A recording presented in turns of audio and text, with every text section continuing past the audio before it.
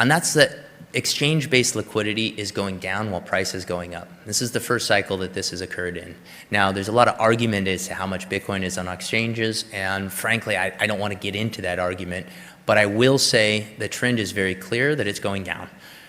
And it makes all the sense in the world because of Gresham's law. So as human beings, we are governed by Gresham's law when it comes to money. We want to spend the bad money and we want to hoard the good money.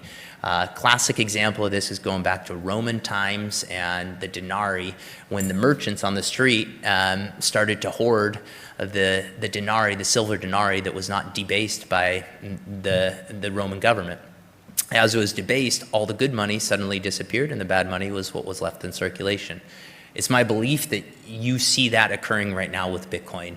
And to put some numbers on it, there's about 2.4 million Bitcoin on exchanges. If you look at global M2, this is the total liquid money that is in the world economy, it's 95 trillion.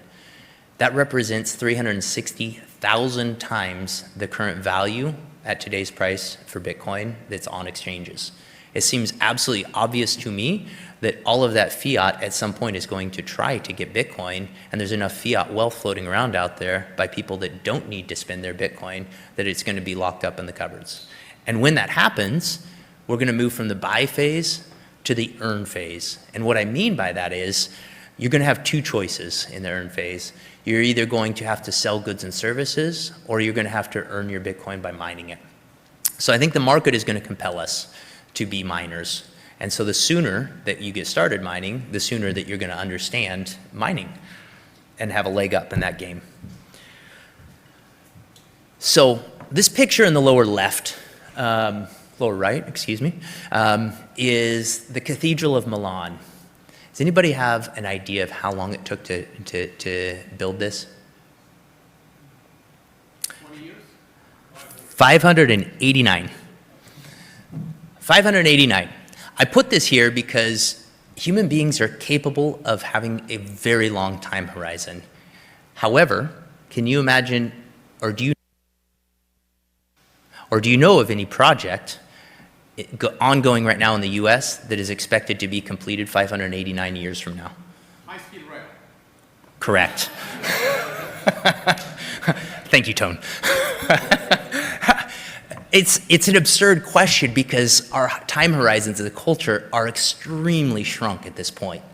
However, if we are going to be successful in our pursuit of making Bitcoin money, these are the time horizons that we need to think in. And we're not going to.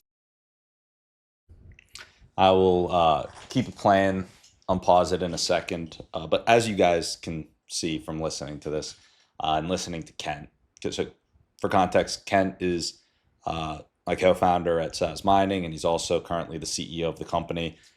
I'm the president of the company, but Kent is doing an amazing job helping the company grow.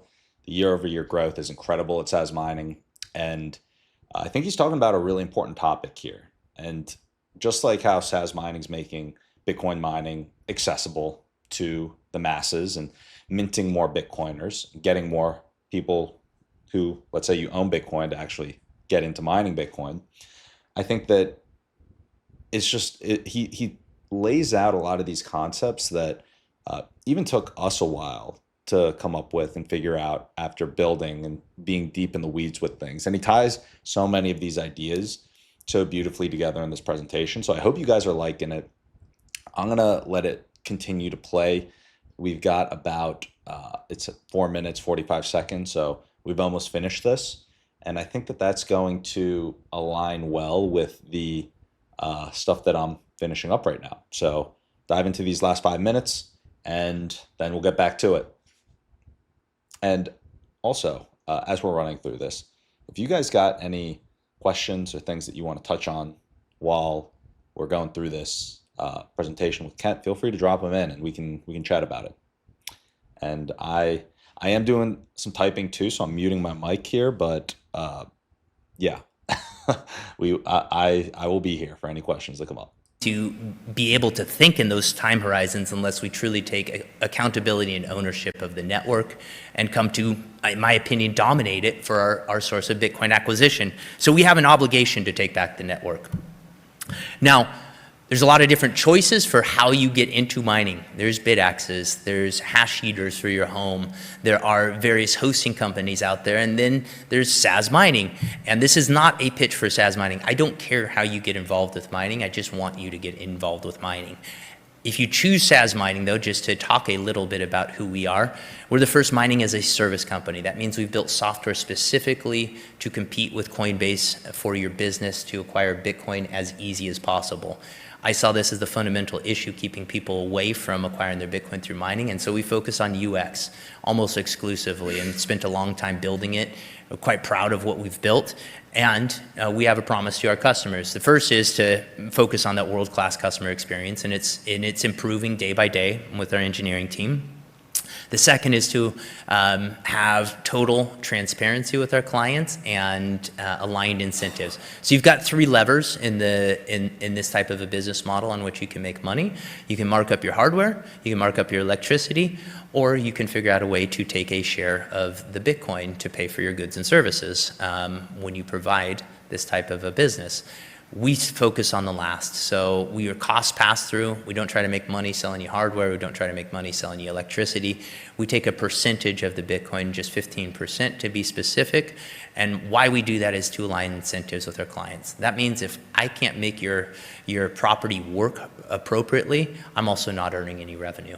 And I, again, as Bitcoiners, we're quite good at aligning or thinking in terms of incentives, and this is purposeful with our business. Lastly, carbon-free power is what we focus on. So we're 100% carbon-free power. All of our data centers are powered by hydro at this point. That may change in the future, but we want to always keep ourselves 20% better than the network. So that's SaaS mining. I've given you guys all the reasons why in the world to get involved, but please mind your sats, stay humble, be free. Thank you.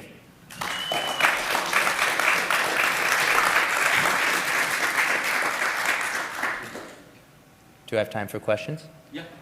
Okay. Any questions?